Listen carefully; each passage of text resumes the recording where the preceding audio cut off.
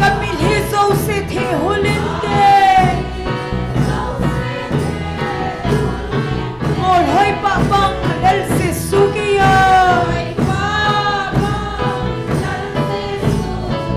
Kay di nga pa tunsot ng noma Gentay na asong ama na yung pidi Mol hoy pa bang lel se sukiya Kagol ngay din hinoy lay setang Ay dal hapin kalumahele Kasing songle kalungay pangin kaumna Mol hoy pa bang lel se sukiya Amen Hallelujah Mol hoy pa bang lel se sukiya Kay di nga pa tunsot ng noma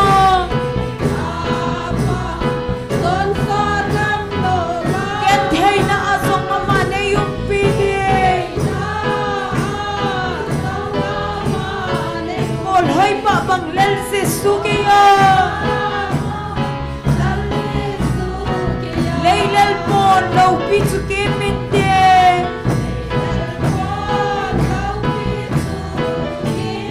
Mol hoy pa tsazong tsuki minde Hin khâu zong hi ahung mang loi thei na hi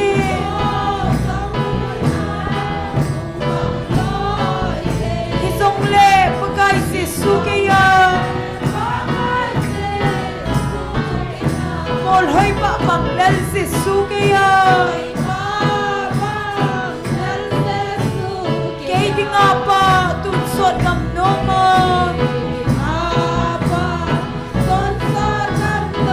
Gentay na asong ama na yung pidi Mol hoy pa bang lel si sukiya Ay lung sinaw kam nong ematsun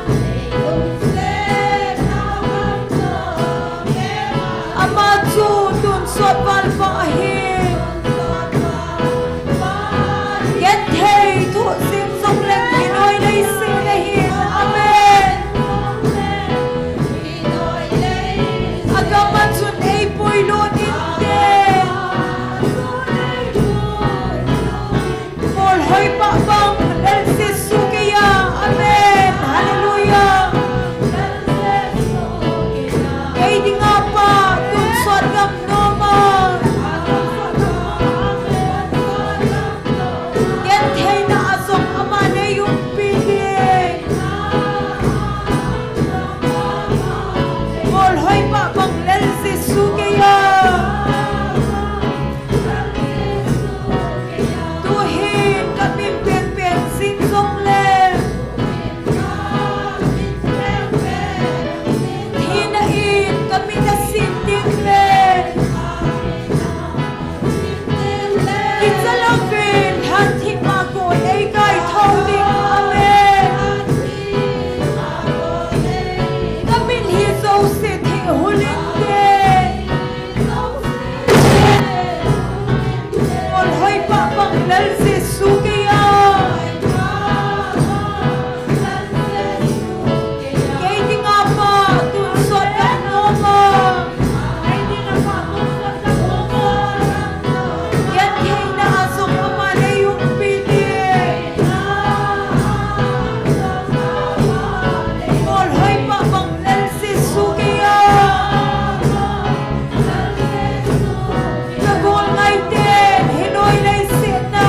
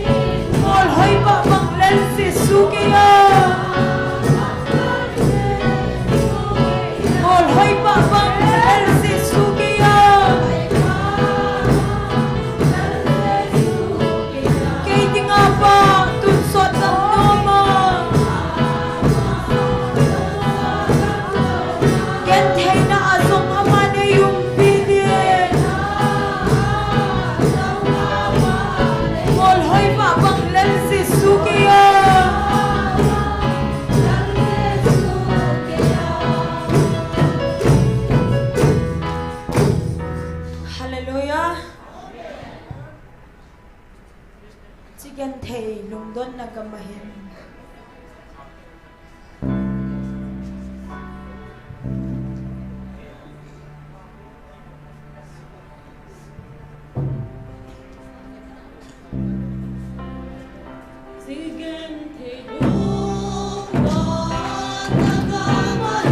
Lungdon min hipumin ka nga eh. Kang lupin, magay na yung pila. Lamgan hay lempay, pa mga patin. Oh, hunglengin magay nga eh. Calvary nalungsin at so. Buwan bangin sa inkatsupa. Amen? Lamgan hay lempay, pa mga patin. Nagamnong so, dalasing somle. Kumpong kate, pagay ng tayo. Amen? Senlay ng mga kakapenhin. Nang din lumola na humpain. Oh, hulengin pagay ngayon. Calvary nalungsin at so. Buwan bangin sa inkatsuba. Lamgan kay lempay, pa mga pating. Amen. Sonse din ay hinay simsongle. Hina timpido ya umsongle. Pagay na ipinhin na nagawin. Nalungsin at supa mga pating. Oh, humlengin pagay ngayon.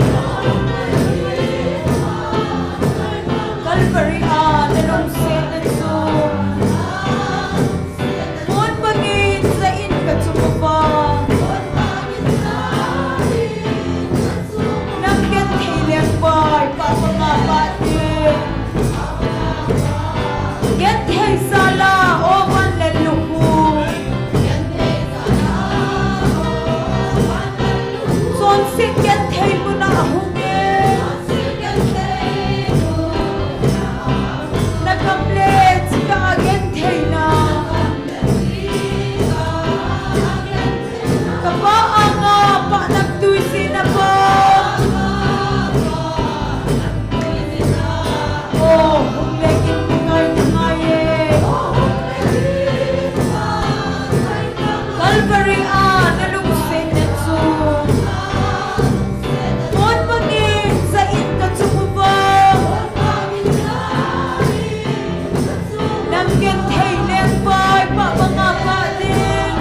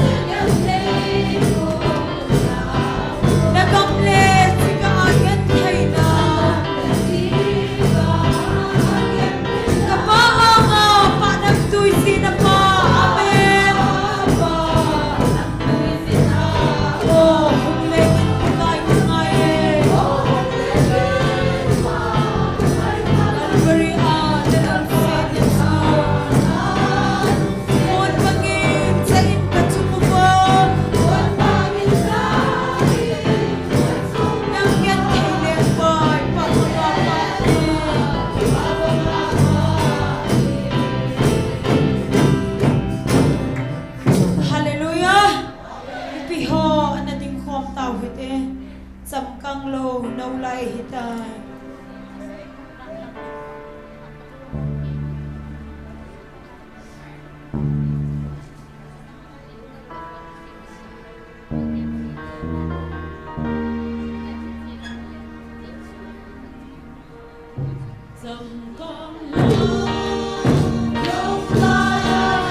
Hãy subscribe cho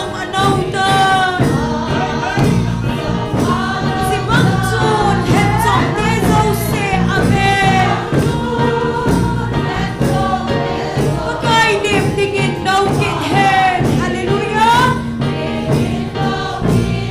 không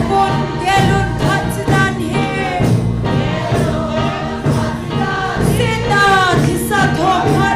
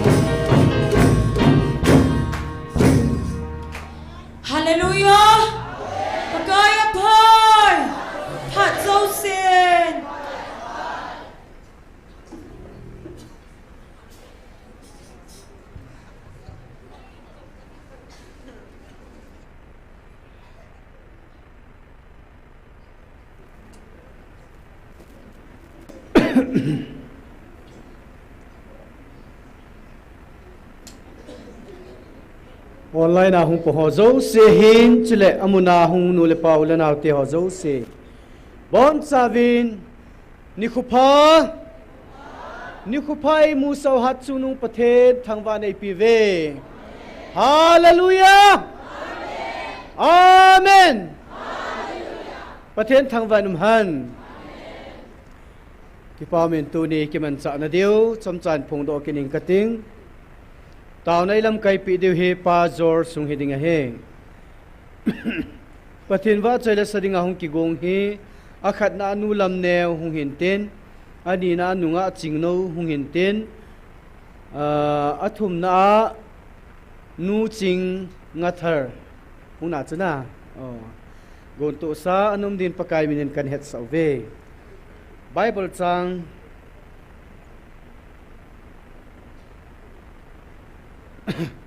31st May 2023 nia pathin lagau thing thu phonin NPO Bible chang hin sim dong nge Isaiah bunga chang somnia patin sim nge o he ada hi ve thil phalo thil pha hi sa thil pha thil se hi sa ho muthim khowa hi sa khowa muthim hi sa ho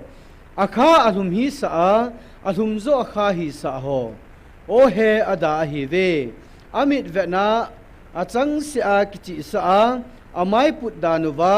achinga thema ki gelte o he ada hi ve judon ha na khamna thei don ding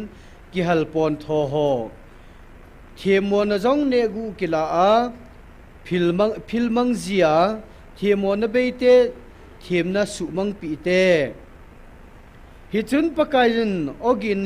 oginin hita ase keman kajai koi ham keman ka solding mi chu chile koi pin ham ke hodinga chiding mi chu ati chuin kinjong keima kom nai nei solin kati athu thing sim do naw pathen phathei bu pi wan lang taw nai ni gel do kid ding oven akhat na hen pakail hatsa ho ato omuna ko na hilay mo na ta sanja ato omuna ko na ki hay sa tunya no so aminaga apha thedingen adang dang jong tampiomin aminaga apha thedi evangelist mohan lar hi in chule pastor hemlun chule adang dang ho jong amo changhi tunya pathin o zalo pathin o tai tom ho hầu thắt cha hòn amo hòn ki phu do ho bunga lu sa talo dinga thupi aneu older also evangelist le pastor hodingen tauna na neutin ain sungwa di jong tauna neutin amo hodinga jong pathenin achungwa khowa lopi ta anlun sa tho tho dinga hizen pathen henga panpina na thumpi ute chule kala ting le ka gel ji cho na hon jong na gel diu ba ha in sung mi te ho pakai oza lai muna lungmong tai hon pathini wa achoi wa ithang wa wa pakai oi za wa ikipa wa kinem na thu ho iza ting le ikipa wa thanup jing lai wa alhem in izau kha diu ham ti pa hena ka gel ji in azau ting le hi banga ki ngai lua hi banga pathin o iza wa lagau mei ti a ni zage le ni som sige le ni ngalam hung ki ta alhem anaza au kha amadinga mo a hiding pa he ka gel ka punai na eje chu ni la wal hem am lo na dingin tunin ta san cha te e ho ki taw pi to hiten na eje chun pakai oi za awa thi chana sei lap lo dinga pakai o za ta san hi ta ji ven ila awa alhem khato nom khale ti hi ti za num ta le lung se num ta po na num ta he je chon tunen tauna ani kinei hutin tauna ni kinei pi to hutin kan sei tauna ading achunga kan sei te ni dingin jong tauna ana neu hitin taw chai na ke mama ni tangte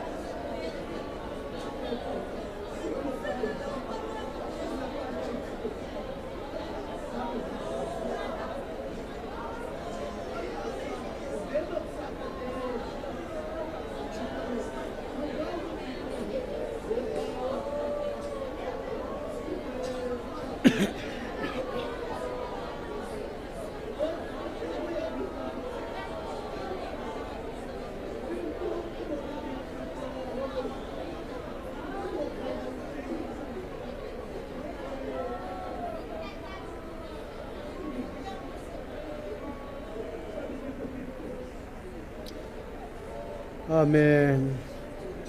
Ka ki pau ve hepa na lung se na cha te nei chan na Bible thinga kamu bongin koi ham ke man ka sol ding mi chu chule koi pen ham ke ho dinga chi ding chu na ti chue ke ma kam na nei solin ka pathen tu ne nal ha cha tam pi na o zalo ho helding in tunin na chate hilai muna ta san chate tam pi nangman hagawin sa thau nei nu ta vi o pakai ke ho ka umuve nei so vi hagaw mang thai kho salun la sa sim sen lo la ama ho jong pui do ding in na chate nei mang cha ka pati thina lam zo na hi lam ki het lo tha cha tam pi o me nal ha cha di ta ho ta sa ki phut do ho bunga na tong thei ta lo dinga no do a hang san ta da na pathin ngai sa bunga ki gel na chate ho lung thim sunga nang man na hin tong in lam na lo pi na hin mu sa in pakai hat chung nung pathin di ta na hi na hin ki het sa in tin hinga ka tau ve nal ha chate in sunga jong pakai nang man ka pathin iza kai nei pa ka pathin nang pathina ka ni ki hoding da hing se ne ti hi ma hoin sung jong he sa in na ho na le na phat na hin ki copy din hinga ka hung tau ve chele pakai tunen kala uwa na chate o dal ha kha kom lo na di vin tu ni kala awa nang man nei khol che no vin la adi lo kom kha ong nei su di vin pathen kal ha gaw hin kho ki su di puma ki pa ala thanu ma nei thu pi ka ni uwa nang ma gal do chinga hin kho ka nei ni di vin kala awa na chate jong nangin nei su chilun tin hinga ka tau vin he pakai tu ni khwa ka keman cha ni du program ho zo si jong na khuna ka hin thanin na ma nei ki bok pi di vin hat sung nung pen ka pakai ji suminin ka hung tau ve amen pathen wa chai la sadingen nu lam neo huma sa penen tin chuting le nunga ching no aban hin zomen tin nu ching nga thar hi pa George in Taona teman la ting laman phan te ti phat phat la an ko dinga in ki het ki du he ton pathen wa chai la sadinga kain min pha te ni aban ba na hung ke thadingen kain ko tai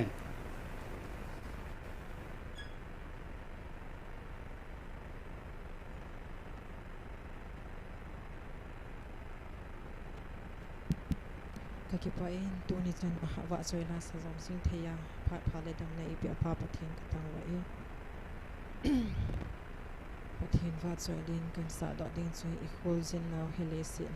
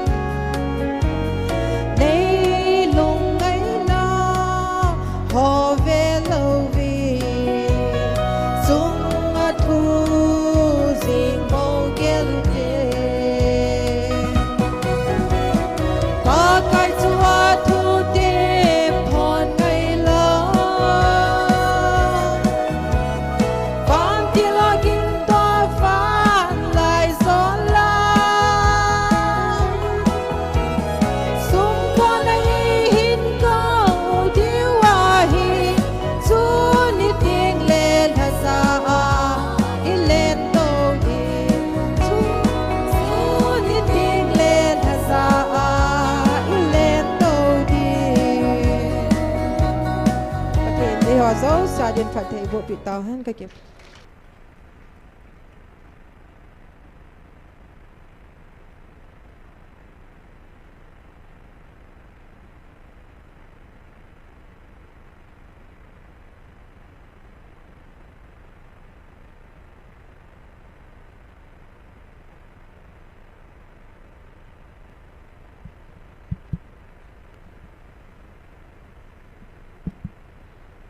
pathian wa chana dingin lungsit op ni khan ko hi tilan sa haninge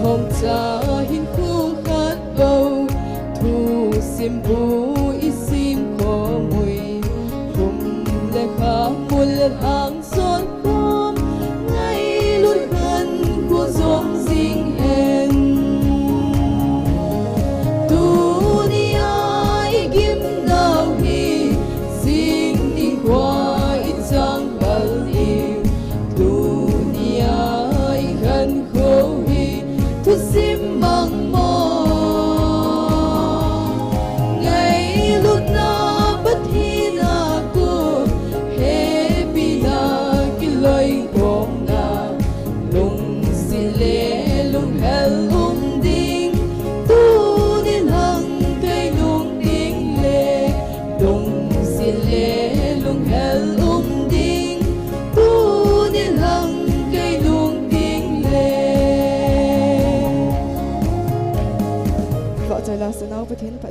jing to he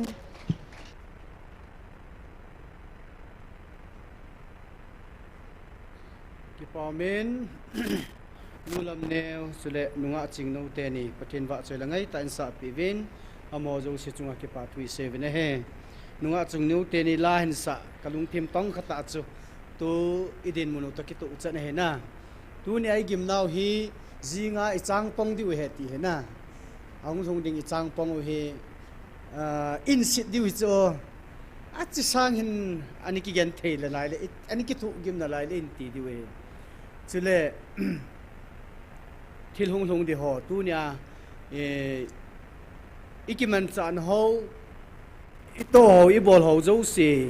I hung ho zo se hi thu sim mang mo de tan na a ki chai ni ko le o thu simai tu cha ten an let ki hilo I hon in levet wa english zo so dingo in la ngai ngai dun ai wanga I ho chu ki si a hi so a ka mi hi lo de we iki pa wa iki pa na wa hi so de we hin ata san lo hon chin ting le wang chun ki si a hong kap de we na I ho ni ki pa dingo ini sit dingo amo chu nei le khat ve be ni ki chi ta lo hin ti de mo chu na he chai ki si naw chung ki bang lo de he pi le pathin wa chai la ngai ta ta in sa do chung ki pa thui 7 ton pathin phat thei bu na chong pumen pa jor sin a chai chan phan hin ki la ding ma khona phan pi taw te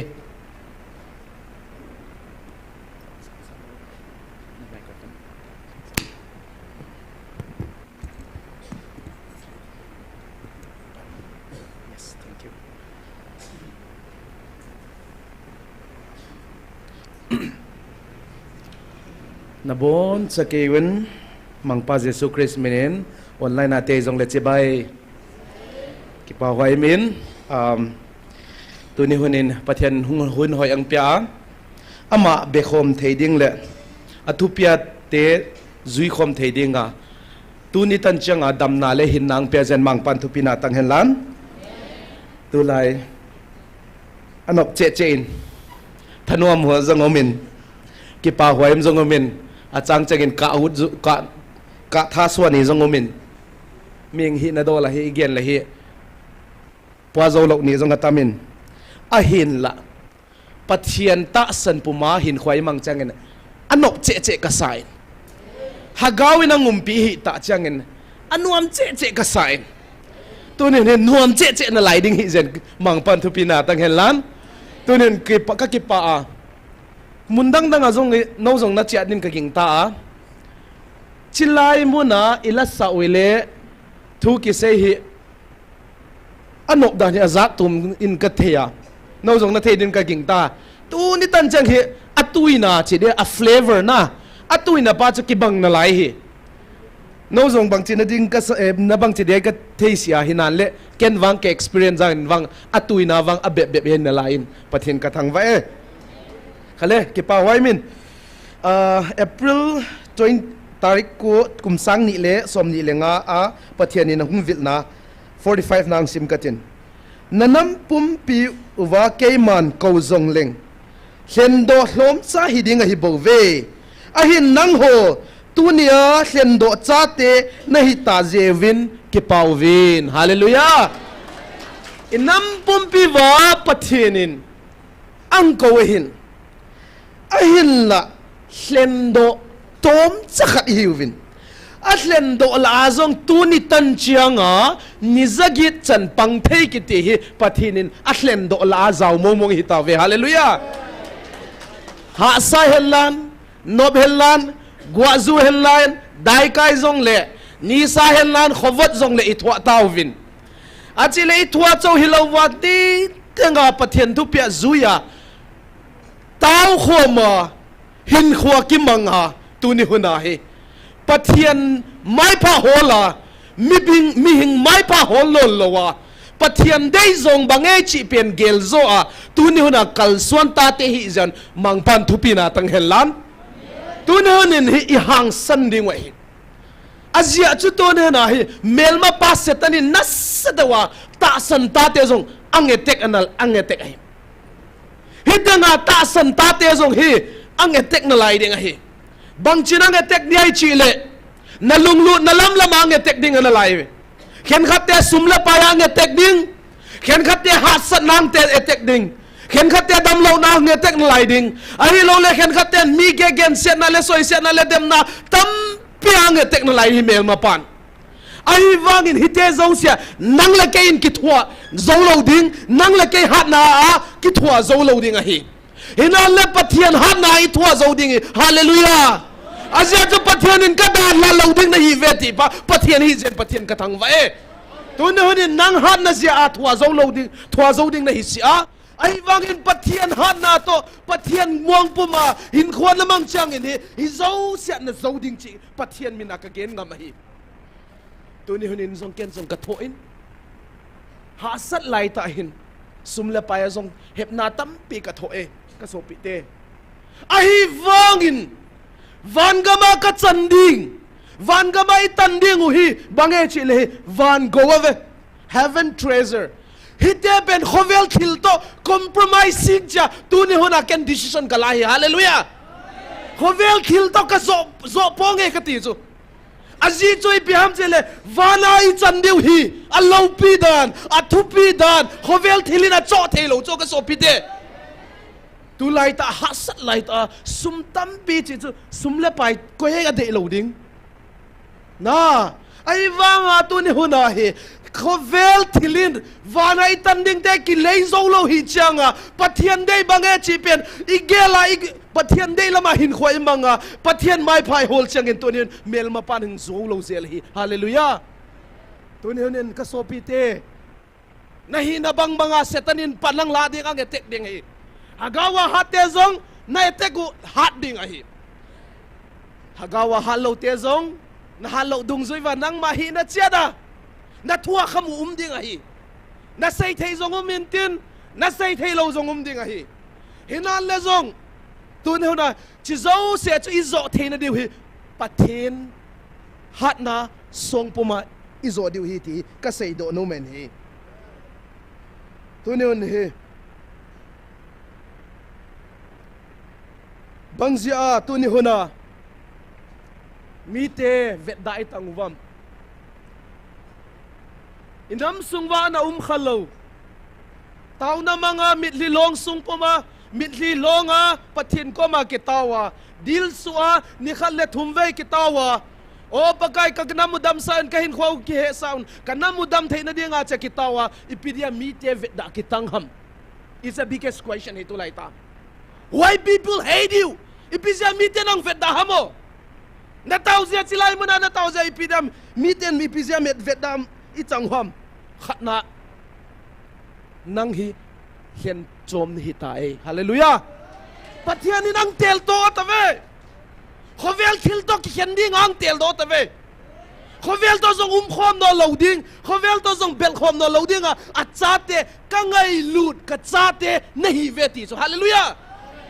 ka ngai lut ka chate ka hlendo ka chate nahi khovel in ang het di mong ang huat di mong hi the world will gonna hate you bangzia chile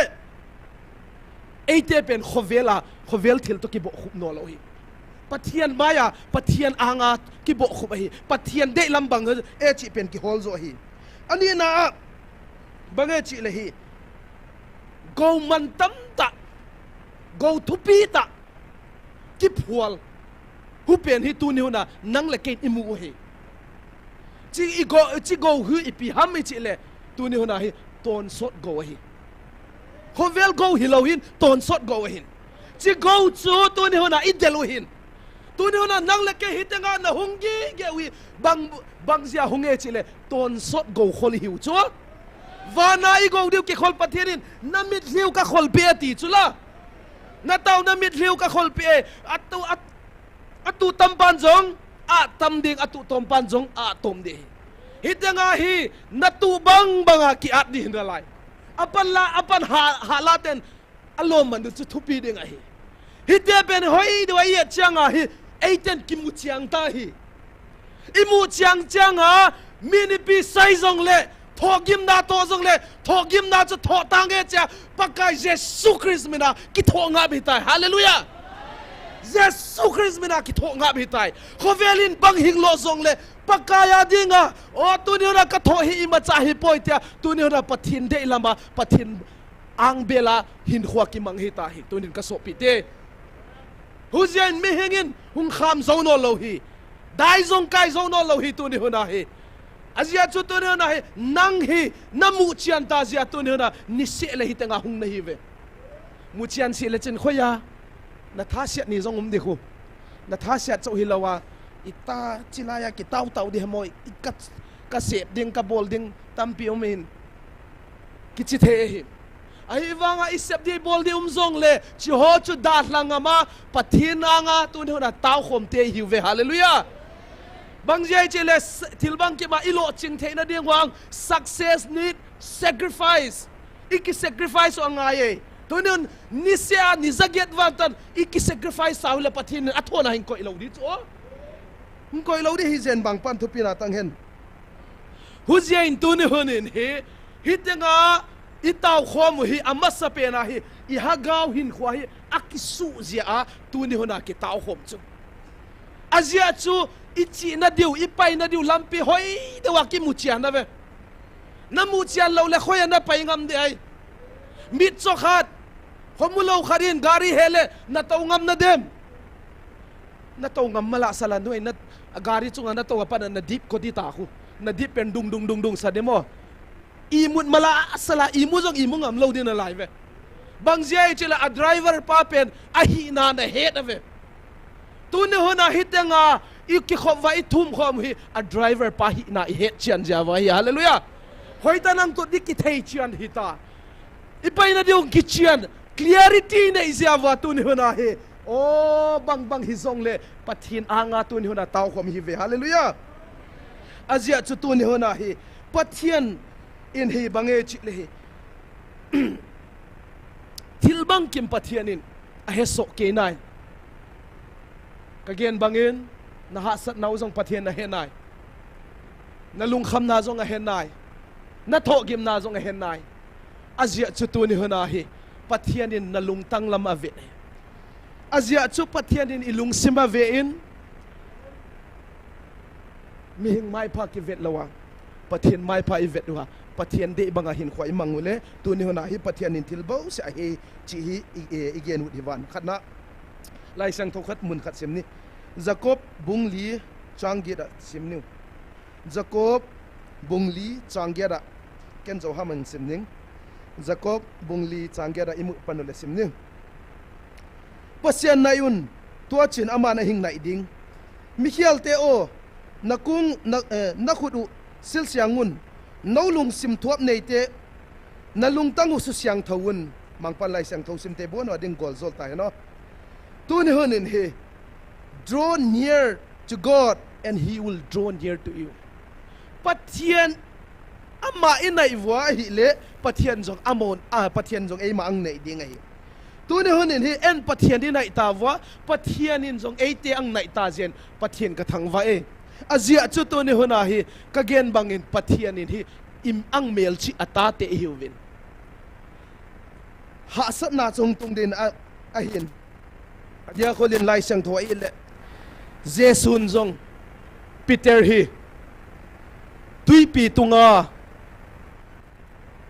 tunga kesu ding in pathin a phalin a hin la atum sa ding wang pathin a phalpon a kai thowin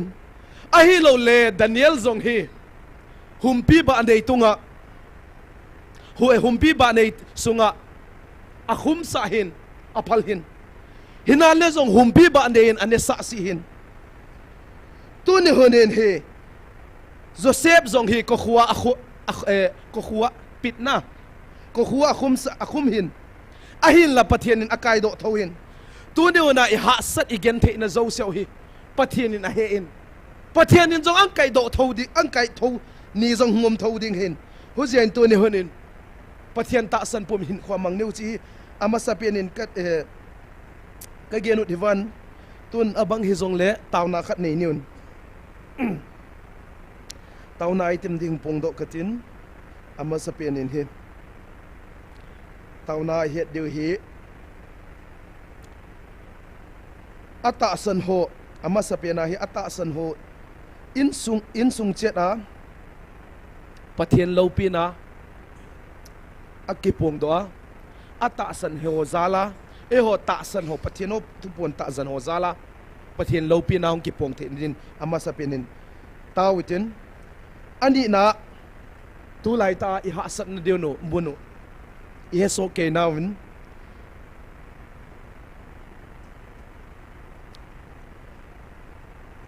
idin mun hi ikihet so ken khal khat ki taw pi te so pi te tu ni hun ni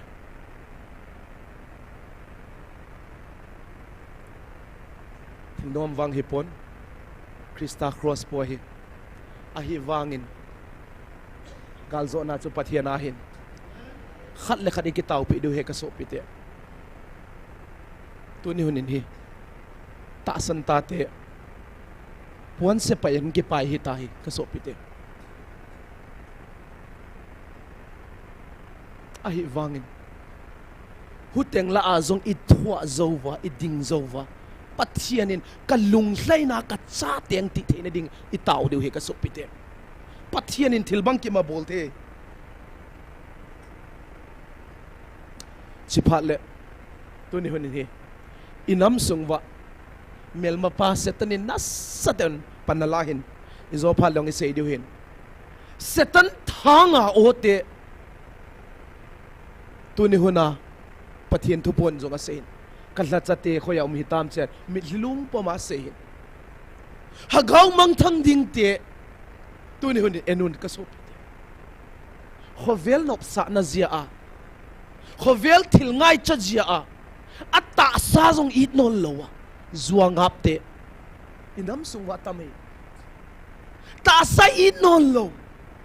sumle pai khovel nop sa na zia atta sa na sanong it non lowa setan thanga o tampi me ka so pi te hagaw mang thang ding te tampi me ka so pi te tu ni hunin ichi ho hi koi te hu do di tam tu ni hun pathin ko ma tawitin pathianin mihimin na ki sa saw hobung sangin kayman ka phudo hobung atam zo yatin hallelujah tunun chilaya zong hobung tampi pathianin oh no hi ka hobung theng ni vetin tunun hobung theng I huvin ta sale hagawa zong siang thona zong ipoi mo ove ka so pite tuni hunin hagawa zong ta sa zong inamu ye changin nam gen thei liang vai pa bangai pa dem cha lai sa sa pathen kanamu nang man pa bangin ta sale hagawa zong pa bangin pa lu sa tan chin tawitin chizeu se achu tuni lam chang bangin tawitin ken tauna tau chai na hang nei tang kate tun pathin minin ilam tang bangin tau tau te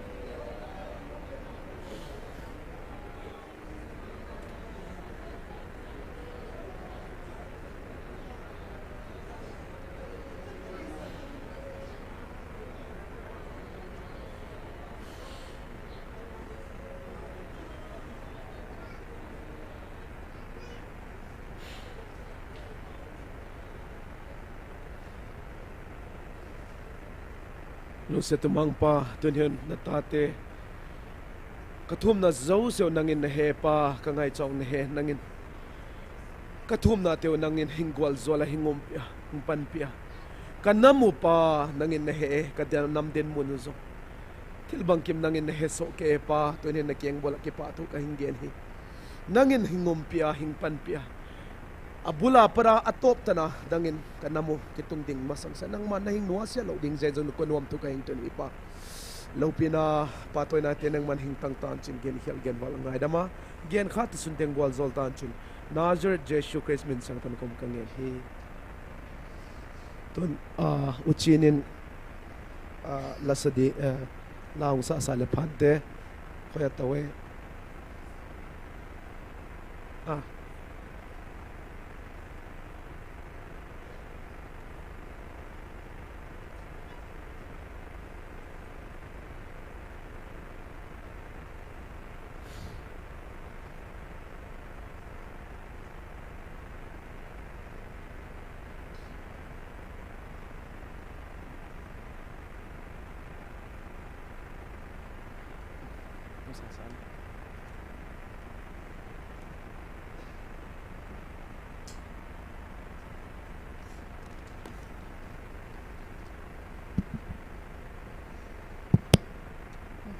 sa penin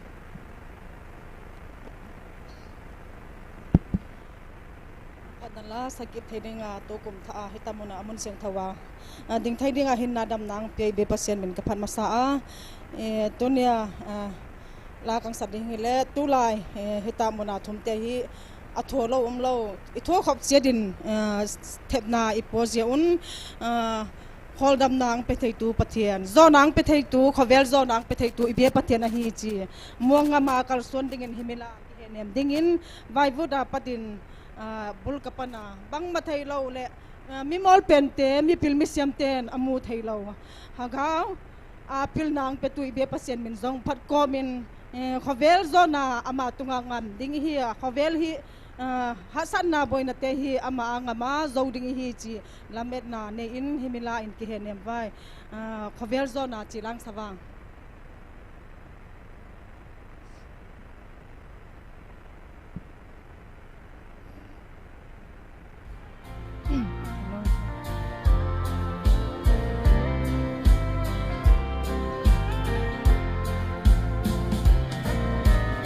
bai bu dapatin bulka pana peidon na siakin kiluang sekmale siasan sanale pui ta mai hilal pa inta level da hin lahi siahi ai confesso su confesso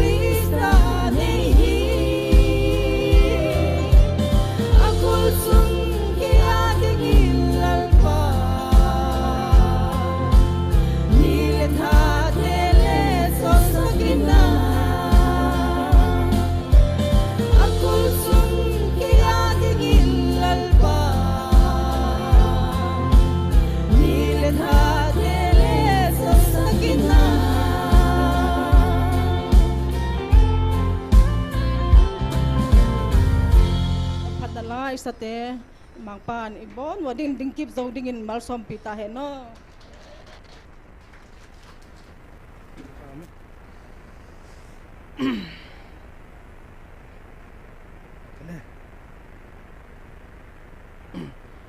mana pa ito nen ki pa huai min lai sang thom khat mun sim ni kolosa te bungni changtum kolosa bungni changthuma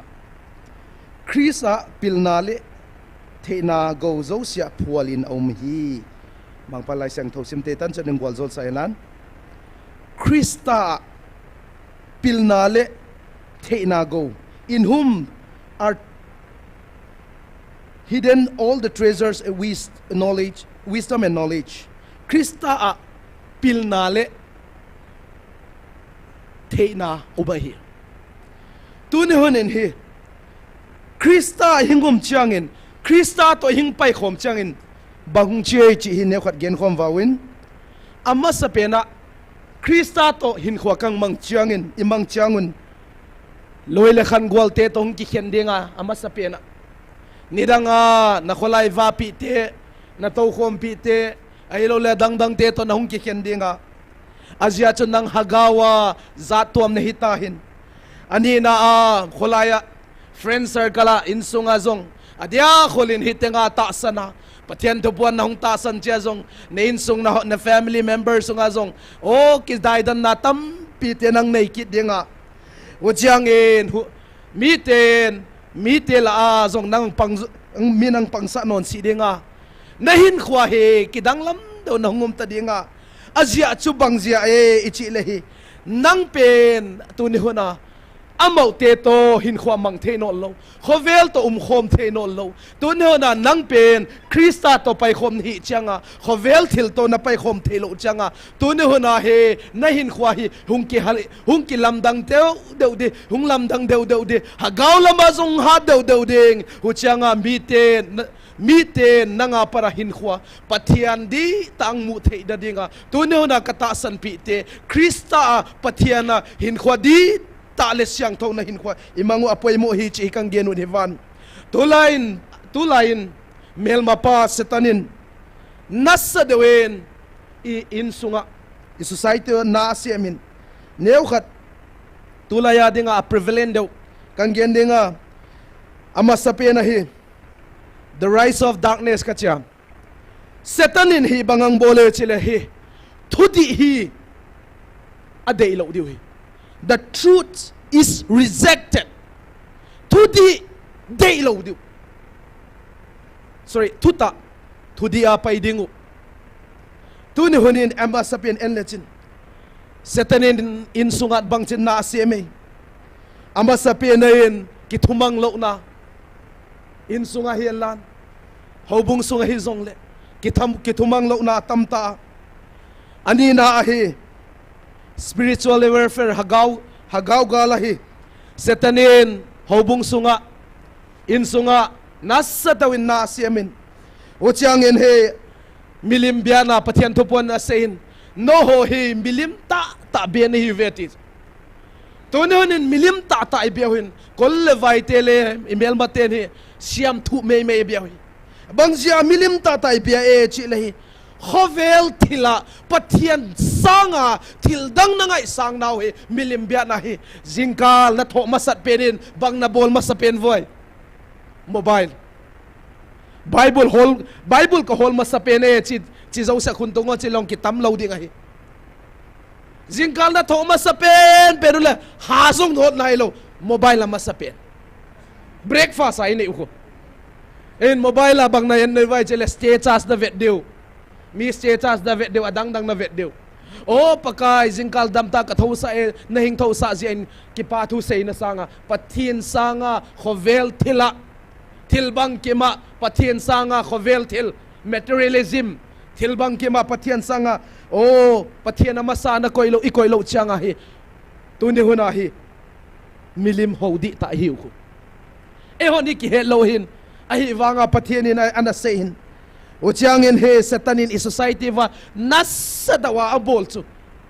nupa insunga ki henna divorce kichi howin sunga dan siang thawa ki tengin kum khat jong dailo nupa ki hen chale naw nei acha teu taga aswa ki hen tam pi me i society wa tu ne nin hi te zo sia hi minu le api le apu te gen the na be acha ambo nu zam ai lo le ambo nu to chapa ki khen api ten atate atute et kol atate et kol so hilo atute et kol na layo te nung voi nunga o atute dona ha sadawa hin khwa mangjong tampi ko me society tu ne honen igel le hi te zo sia khoyam ki panay chele mel ma pas setanin na asep hi uzia tu ne hona hi amba sapena duten zong ka sei dum chu in sunga hi neglecting of spiritual training hagaw lama tu ne hona in sunga zong training ki peton lo Sunday sing ka ikikhopule Christian banga ki gel huzong ahi na ki khom na lai huzong sot tu in sunga mi pa khadin minu khadin ataw sot jong le chaten ngai pe lo na lai huzong he ahatli na in sunga taw na kinai khom adang te khoyam le khasim na adang dang te khovel thila boy dem ta tu ne hunin enon ka so pi te in sunga hagawa tu ne hona hi natate itate hi isu det nga hi ka so pite azia chu in sunga hung det lo chiangin o in sunga para lungnop daung nol lo o society nga effect dinga society hung boy changa inam sung i hobung sumi hatom su hung boy hi ka so pite uzia intonen ta santate in sunga zong hagaw lama zong ikibul phudu apoy mo hi ka so pite pathian ona za na ta san kan chau hinol lo in sungu isu tu bangai ka sopite o minu bi paten zong na ta te la zong he athumang lo pen zong khatum na lai ding he chi pen he amit mo pen na ngai lut pen hin na lai hi athumang lo pen da lungtang ne pen hi to ne honen hi te zo sia zong he to ne hona hi ka sopite in sunga hi pathian tu hi ikihilu zong angai tunun mimal hin khwa gen kitale amma sapena krista ing nei changa pathian amma sa ing koi changin bangchin hin khwa mangai chi lehi amma sapen in hi when we put God first pathian amma sa ing koi changin hi priority ingai poi mo hi hung ki heng lam dang ave priority shift tunen he khovel thilingai chat na hozong tun hona krista in koi changa hungbei che hallelujah hungbei che hi kasopi te krista nei changa amma sapena pathian lama hin khwang ki mangin pathian dei blama hin khwang ki mang changa khovel thil te hi ngai chat na hungbei che pathian to hung ki bang ha changa hagaw lamang ki khang to che hagaw lamang khang to che changa ta sanop sa na khovel nop sa na sanga til pathian thula ma him changa o hi te zo se hi o to ni na abiding hi chi ki hesiam hi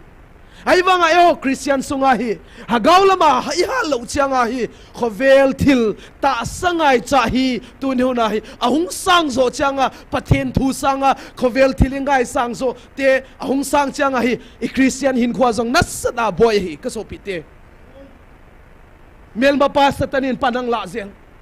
o pathian de lo chi no lo sum ka mu na di phole mi ta si zong le khosanol lo wa tu ni na hin khwa ki manga ta ve ka so pite o tu ni na kham thei gui theya ki ve ya sum le pa ya o tu ni na building gliam bi se zong le pathian na lung hlai na dem gelun ka so pite a hin la pathianing nei changa hi te zo sia hi ming ngai to na le lungel zo sia hi hingbei the hi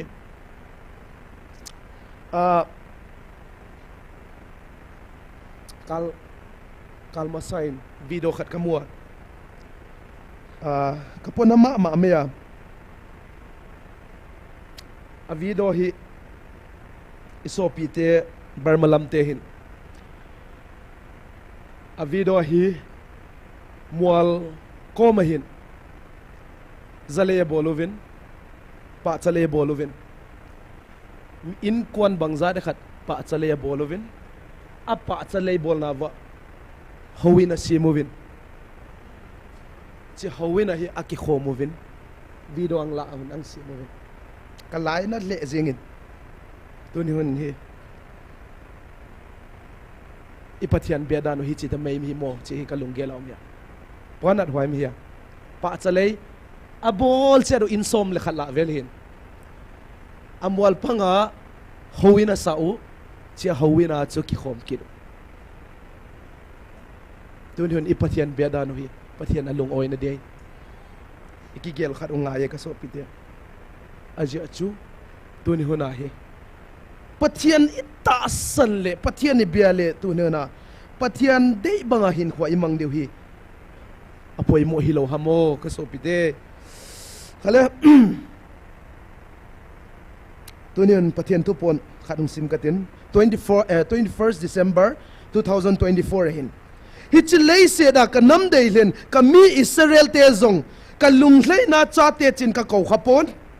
hichilei se da koima nam ka lunglei na nam tin ka ko khapon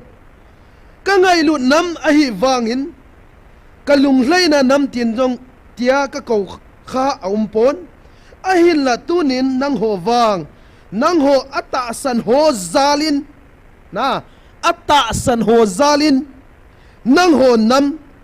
kalung hlai na nam tia ka ko a hi tai hallelujah in namu hi tun ho na hi ata san ho zal acheve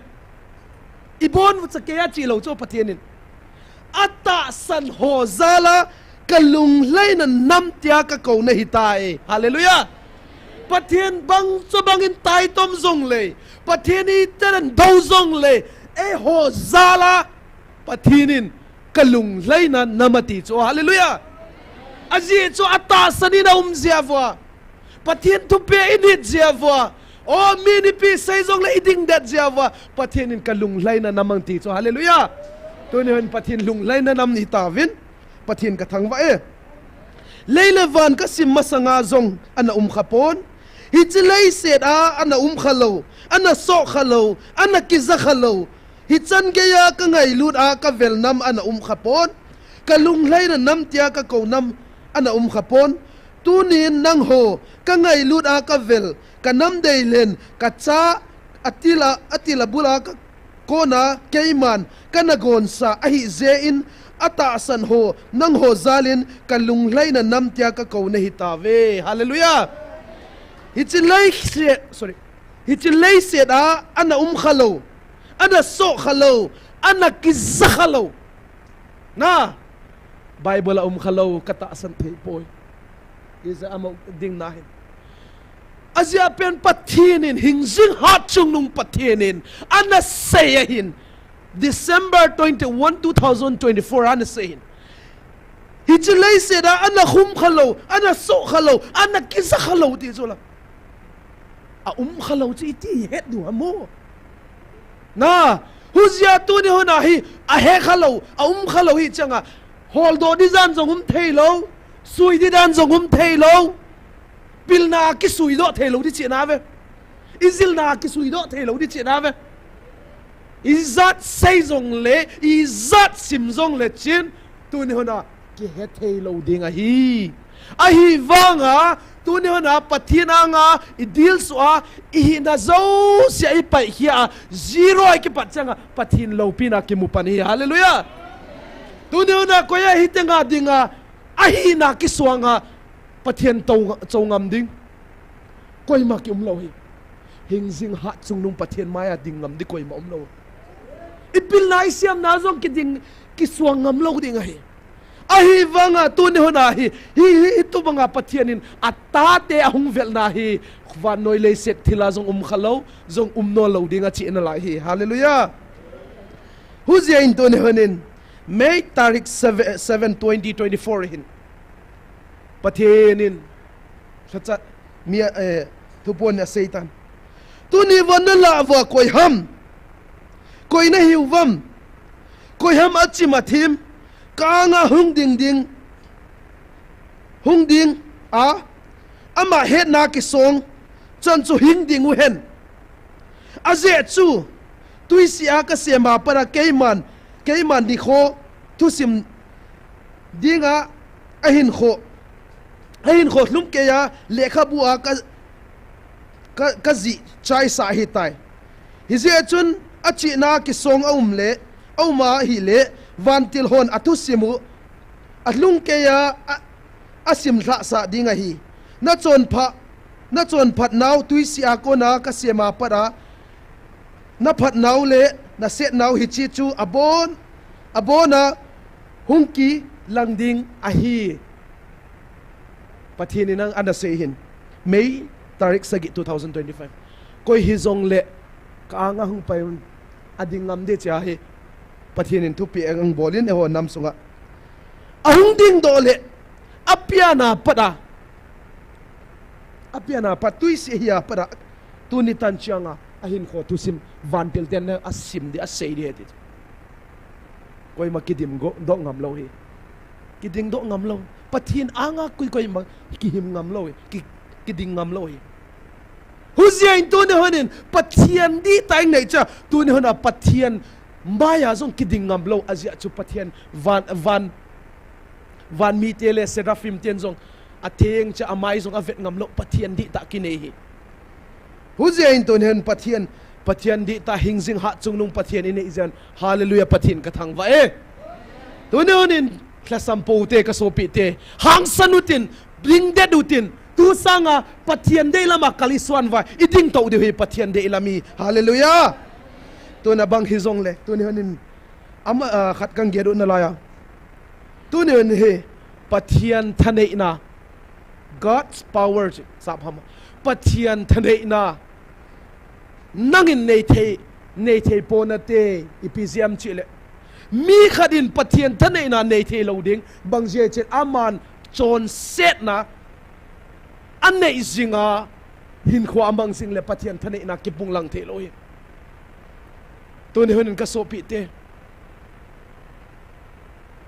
pathian lo pina di chin nin atam zoin imovin doile kaw hagaw ki lo te ki no do ki movin tu ne honin he ke gel changin pathian lo pina imu te hi lo pi ka sain pathian in lo pina tang ta hen abang hile tauna khat an mang ki rutin tauna item di chung pong do ka din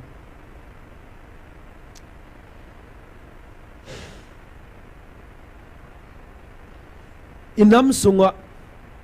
pathin dei lo banga hin khomang le chon ho abei the na dingin tawutin pathin dei lo hi atam be sen sei zo ding ngong hi pon pathin in adei lo atheng lo ti ho zo se chu tunin abei the na ding in number tawutin ani na hi inam pumpi wa hi pathin na hung vil na hi kinel na in ipang tawin kitai tom na kidem na kim fet da na mel ma pas setanin nas sadan panalatain hizausia Nazareth Jesus tane na abate na ding in tawitin kasopite it na le ngai lut na muchi ake the na ding inam sunga chiteng thumadin tawitin taw china chu evangelist umang boy nung nei sa le phante tun ilem chang bang tawte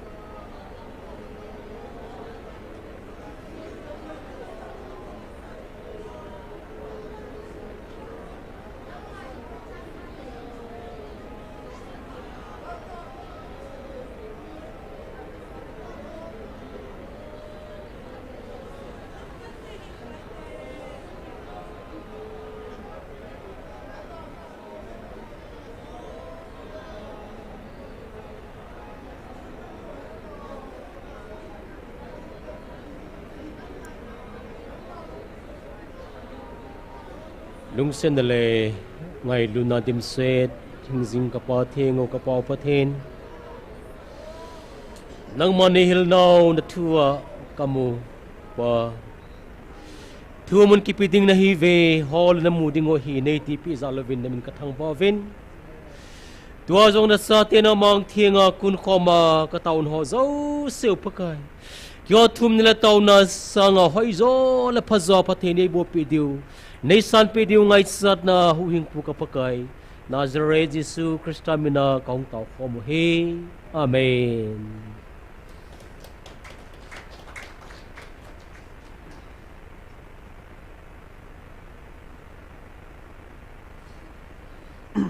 Kipa ho amen. Bana paitonin.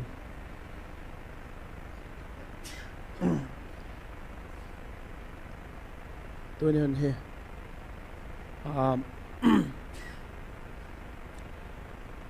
Pathianin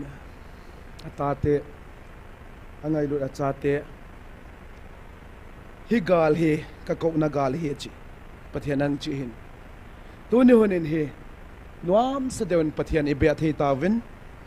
pathianin tuni hona hi ang veng pi mong e chi hi til tam pi in imuvin tuni honin hi pathian ka thang wa in nopta pathianin abia thei hi ka kipa in tuni hon hi gal lain zong kana seitan ke zong hi lungmong ta zong kim thei lo hin firing le itile ki gal zam dem chi chu ilungela ki mahin ahin la tun wang firing zong non lo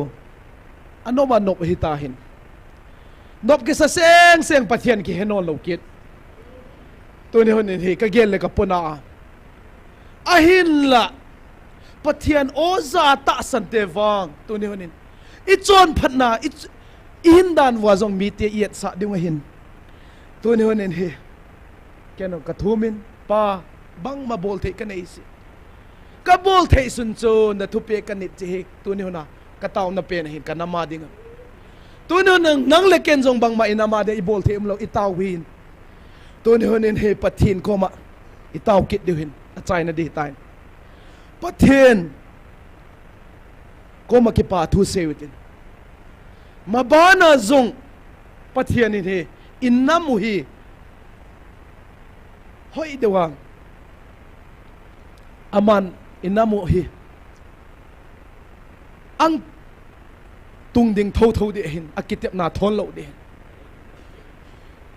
ahin la hukom kala hi tuni honin hi ipang zo angaya ka so pit pathian hin inamu ang tung ding tho de hin ahin tuni hona lungmong na le kipa na le hamon na ine hi pathian in hagawang pi ai tai kipa na hagaw inam sunga imimal hin khwazong pathian ang pi ai tai pathian in thil phatam pi tiang bol sa zai kipa thu seutin pathian lo pi na pong do uitin melma pa setan zong inam sungwa acha thelo da ding in tuni ne itaw de hi melma pa christian ki hiya pathian hingzing pathian di ta ki hawa van le leisiam tu pathian ki hawa ginglo te sanga zong i hin kho ki da huai zo hin kho ki ma pathian lo pin ang ki mu thei non lo min no christian teng chi changa ang ki da ve wa min respect za na zong pen lo ve bang jai chi le tu no na kita na zong no lo an tu ni hona hi inam sumang kita nam lo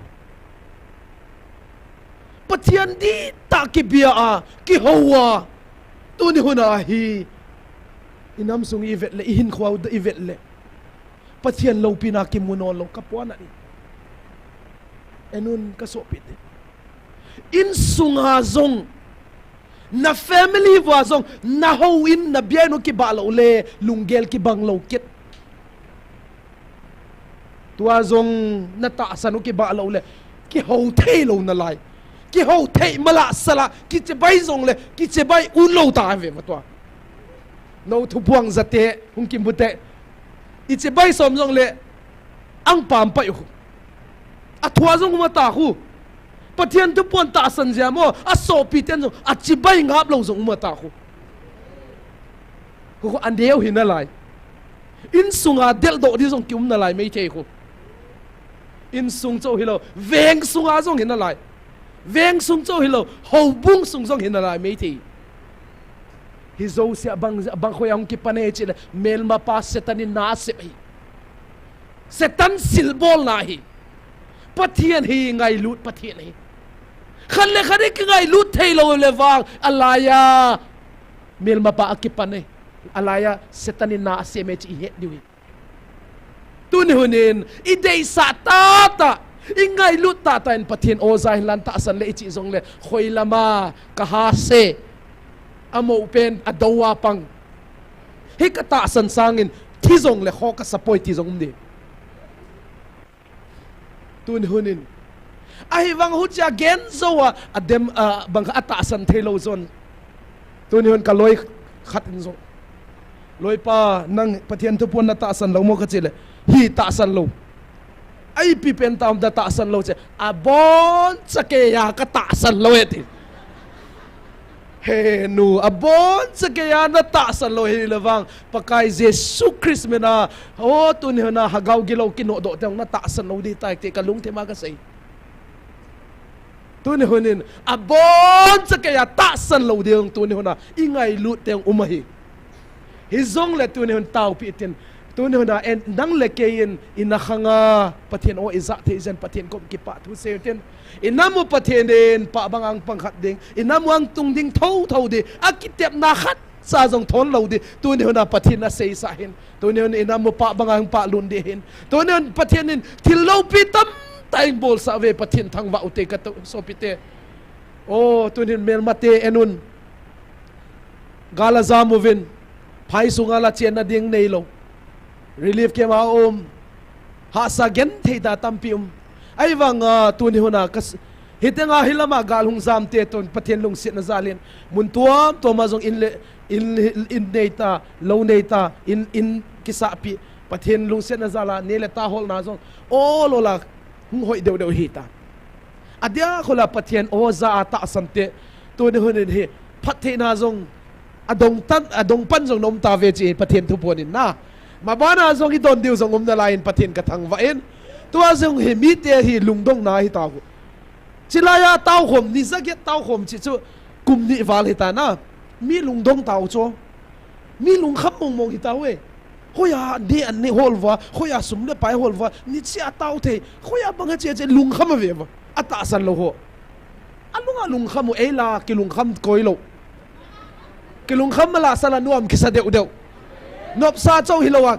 ki kwa nu deu ki phul deu mo ha gao kharin revive khan hung bol ven o jing nik tu ni chai le jing changa jing kalung thoi i bang khal hai no ra ne le chet kwan di lel chi ilungge la kit ai wanga mi lung kham hi ko khoya ne ki holwa khoya banga wa tu ni huna bang chiu chi mi lung kham na pe ne ai wanga a hau sa pathian ni nei ve hallelujah a hau sa pathian ni nei utsu tu ni huna pathian in keiman ka hena e chive I hasan na get the na jong pathian ko matulen pathian na he cho nakin ka to de ka kin nang to sa di chi di wel til dang mong lo na ujen to nin ata san te jong to nin mi lung dong na khat chi hitawen I changkang khat na jong hin pathian in jong he to nin na ka phat the na a hung ki heng lam dang di chem ata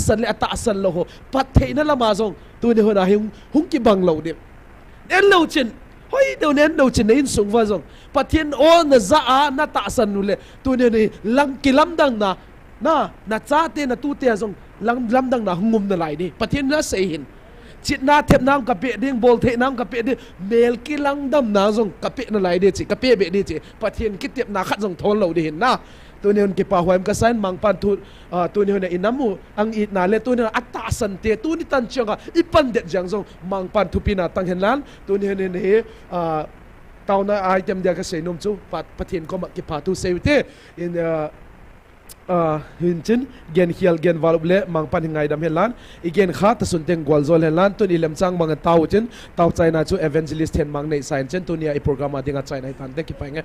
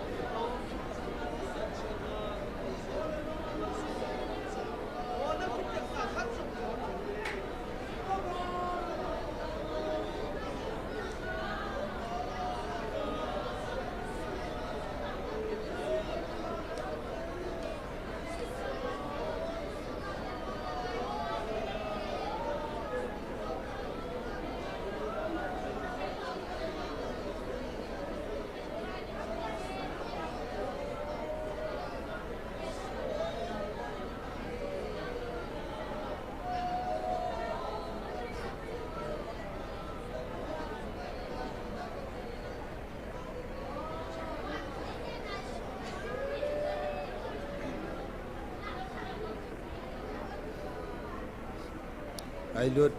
pathin tuni chan gia nang malung sen le ngai lut na zala pakai nangin katau na ho jong pakai pathin zom jing thia nang mani koi hi lo pin pakai na kom ki pa thu ka seve tunin jong pakai nangin o katau na ho tuni chan gia pakai ka oginu nang man na ngai la ka thu mu phathi na bu jing he ti ka heaven avel veli na kom ki pa thu ka seve iti ba pakai nang ma thu pi hole nang ma thu pi ni loi ki bang ding ham tunin nang ma lagaw wa nang ma ne hilu thu pi ka ni jin na min ka thang wa win Solomon jeng jang pakai pathian nangin Jawa mul hai pa jong anei zo si akivan wang a zo pon a tet hlaw pon nangin ki ho ni tin nei wa oven pakai nalung sen ka chan jo na kom aveling ki pa thu ko se ve jing ni ko ting ong le nang man ne im pekin wen lang nen pui khom ken wen lang ha san na ka ni ho zo se zo na nang man ne pe wen lang han san na le pakai gal zo na nei pui jing ta win ti a Nazareth Jesu mina ka ta we amen.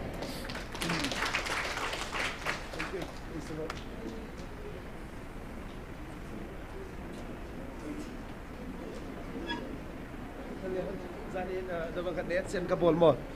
Kia prof lawin jen